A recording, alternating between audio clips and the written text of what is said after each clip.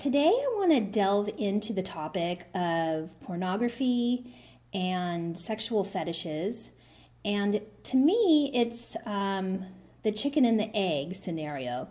Which came first in some instances? What I've noticed throughout my practice is that people are presenting more unusual fetishes, and they're labeling it as a particular type of fetish. And what I'm finding out is it's not necessarily true. They don't necessarily have this fetish that they think that they have.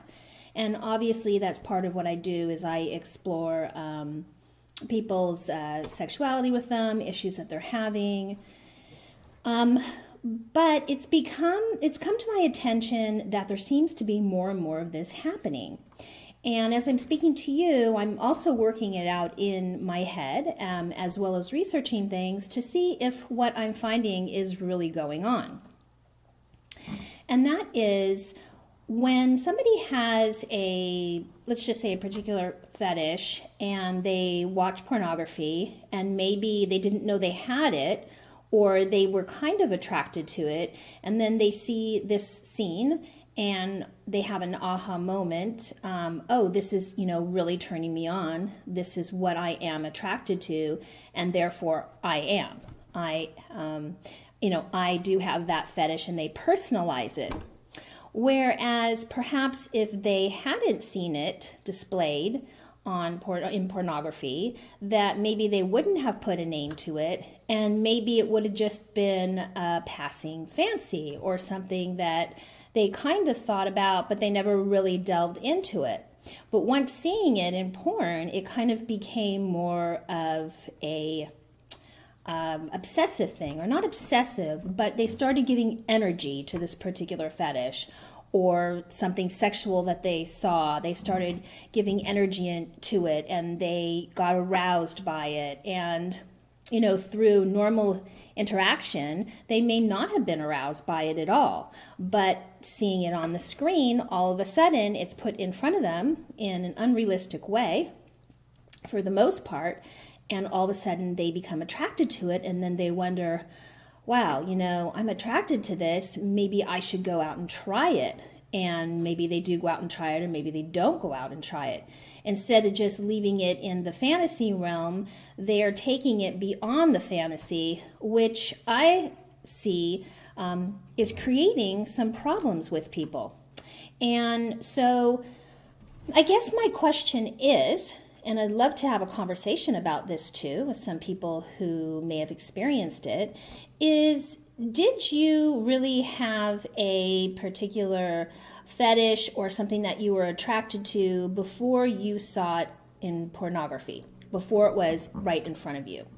And if you hadn't seen it, would it be something that you were focusing on? And also, how much time do you spend searching through porn just to get the right quote-unquote shot so that you're able to get aroused and have an orgasm? Which I call kind of this visual foreplay, where you're searching around for a particular scene that excites you, so then you get more arousal, and you have more buildup, and then all of a sudden you have your orgasm, which is you release very powerful hormones when you have orgasms.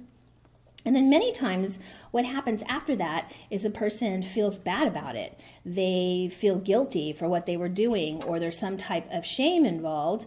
And then it can go deeper than that, where they start questioning, why did I get aroused by this? Or is there now something wrong with me? And do I need to get some help? Is it something that is affecting my relationship now? Is it something that is making it so that when I go out with someone, do I have to tell them? Or, have I changed who I'm attracted to? All of these questions, come out. And I deal with this with people on a regular basis. I have so many people, and it seems to be becoming more of a trend where there's more individuals who are presenting problems with confusion about their sexuality. And again, I often wonder if they hadn't ventured on to a site and saw some of the things they had seen, if they really would be presenting this particular problem. And so I think it's something that needs to be explored as we move forward into the future, especially with the way technology is and how scenes seem so lifelike, and how we're able to focus more on, a particular scene and how much more new information is out there. I mean, there's, let's say that you're attracted to heels, for instance, or I've mentioned so many different fetishes on my site, a balloon fetish, or you have a castration fetish, or you have, a fetish for latex, whatever this idea may be, or that you are watching gangbang and you're getting turned on by it, or you're watching rape scenes. Whatever it may be that you're doing, there's going to be more and more pornography coming out. And how does a person gauge themselves and really know what is reality and what is fantasy? And also when fantasy should just stay in the realm of fantasy and not acting out on it.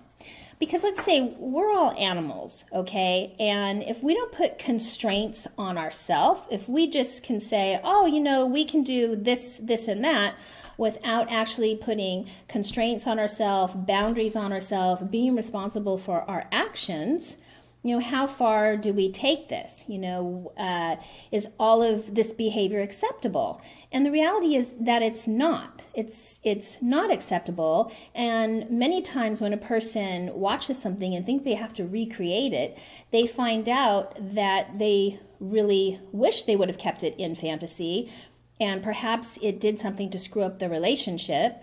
They've done something that has made them feel not good about themselves. But yet there's nothing out there to say, hey, keep what you're watching in the fantasy mode. Or perhaps if you're watching it and then you're feeling shame over it, maybe you should taper down what you're watching. Maybe it's something that you should only watch, once a month.